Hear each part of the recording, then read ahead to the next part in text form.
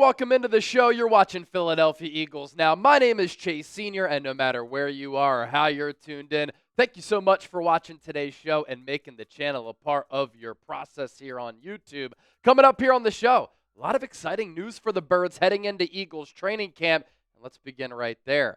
Let's get to a new update on Asante Samuel Jr., the free agent corner, who is still a free agent on the open market, free to sign with whichever team he wants to in NFL free agency, whichever team shows interest in him.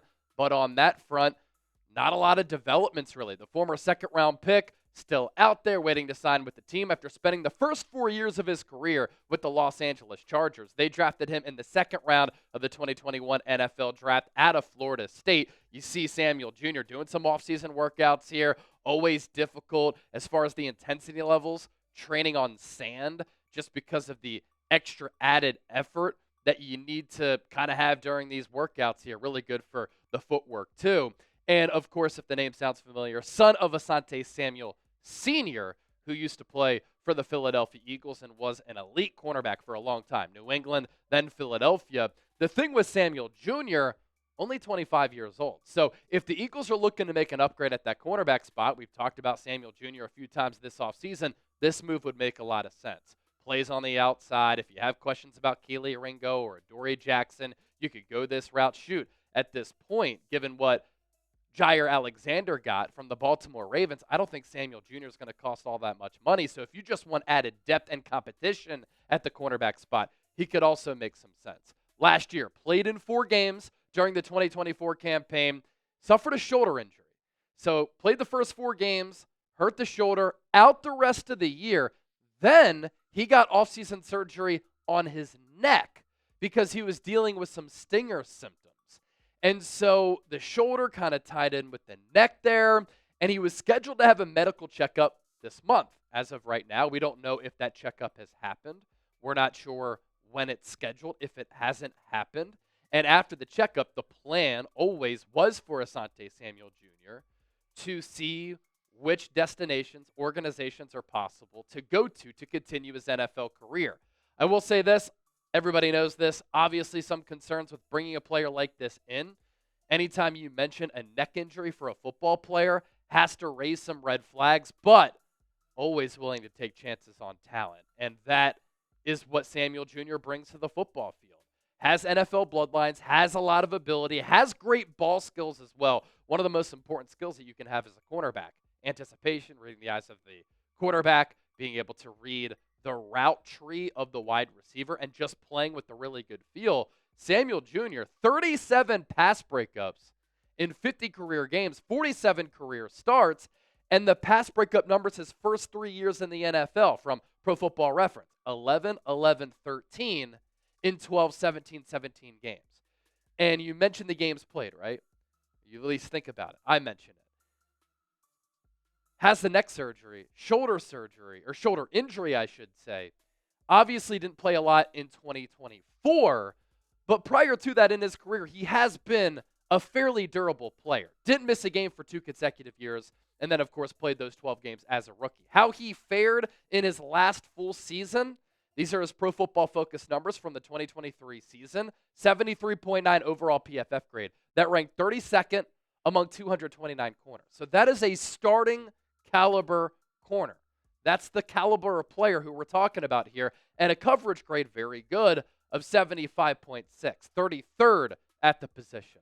So you combine the metrics with the eye test and the passes defended numbers.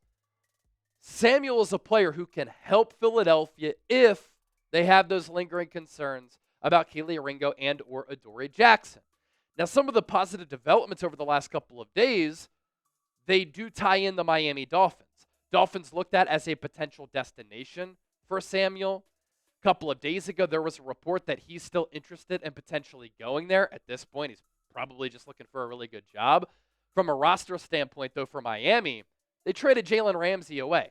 Have a need at that corner spot.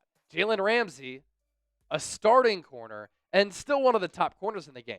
They did trade him for Micah Fitzpatrick. They got a really good player back. Fitzpatrick plays safety, doesn't play corner. So the Dolphins could be looked at as a destination for Samuel. But what happens? Pop speaks up and he unleashes on Miami. Has his own podcast. He's gotten into some big social media viral beefs with the likes of Deion Sanders, all about the process and some of the mechanics at the cornerback spot with a certain backpedal. He's said some outlandish, and he's been outspoken on YouTube saying some things, and he said this about Miami. Does this sever the ties between his son and the Dolphins, and does it eliminate Miami as a destination for Samuel Jr.? He said they're sensitive. There's no leadership in the Dolphins organization. Mike McDaniel is a pushover. Chris Grier, the GM, has no backbone. They're running this team like a Little League team. Now, of course, we don't know if dad's comments impacts son's future, but if son were to rely on pops for some advice, I don't think Samuel Sr. is recommending that he goes to the Miami Dolphins. You look at the Eagles' cornerback depth chart. This is what we're talking about here, right? We know that Quinyon Mitchell is going to start and lock it down. Quinyon Mobay on the outside on one side of the field as a perimeter corner for Philadelphia. Who will start opposite of him? The aforementioned Kelee Ringo, Adoree Jackson. Could Vic Fangio use Cooper DeJean on the outside? He did that at times during the spring, but he did admit we like to use him in the slot.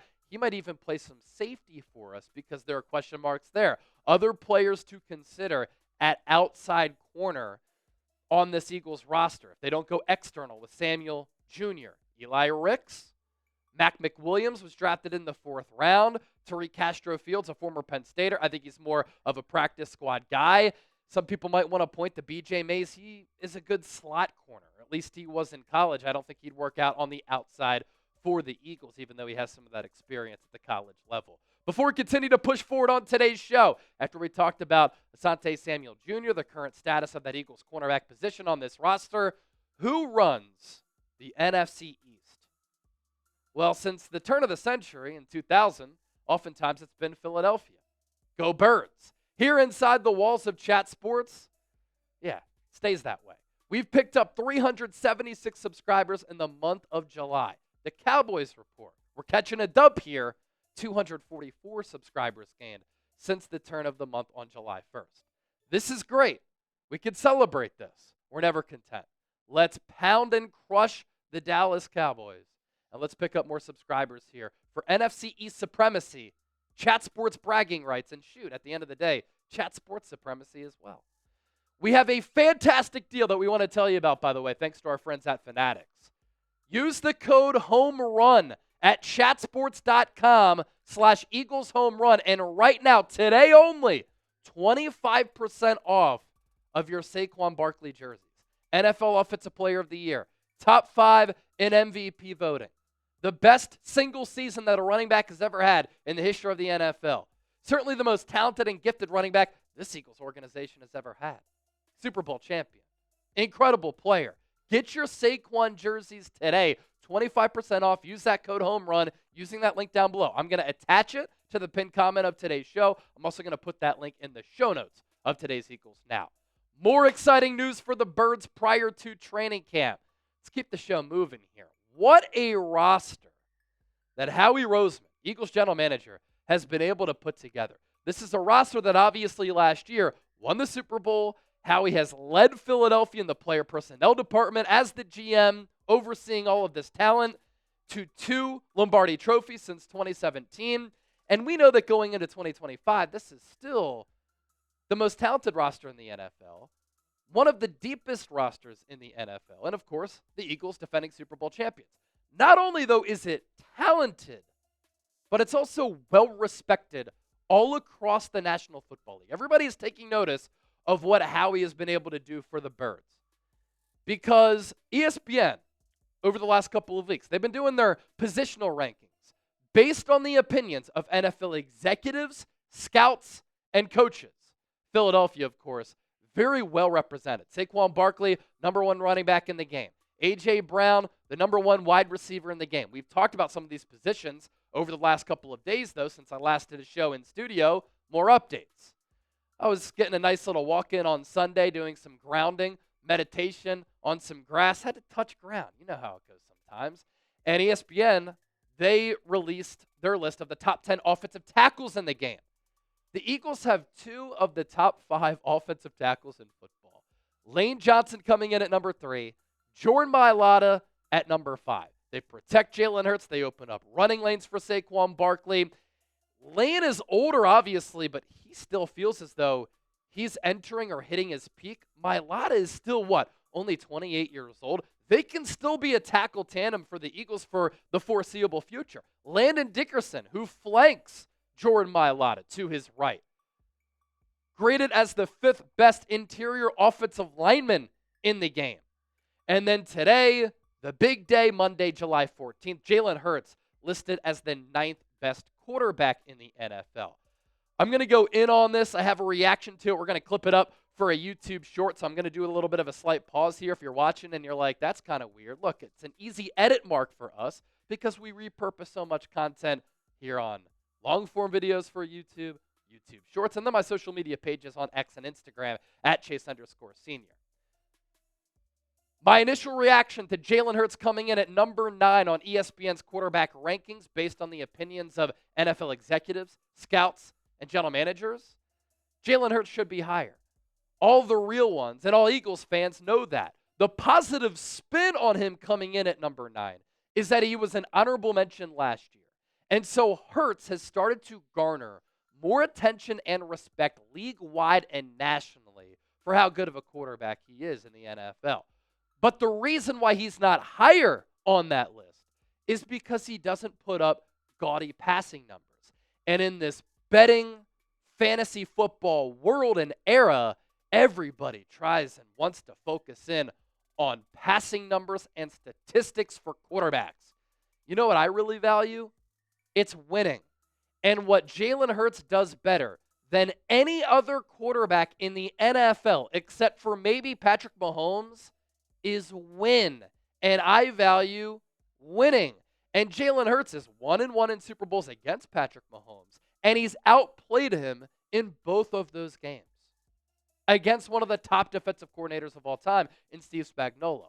And what I love about Hurts and what people don't value enough or maybe realize enough is that he has the clutch gene. He has great intangibles for a quarterback. He has leadership, accuracy, the best deep ball in the National Football League, and he is the most unique rushing threat at the quarterback in the history of the league because of the unique nature of the brotherly shove that he has mastered, and nobody else can run it to the level that Hurts can.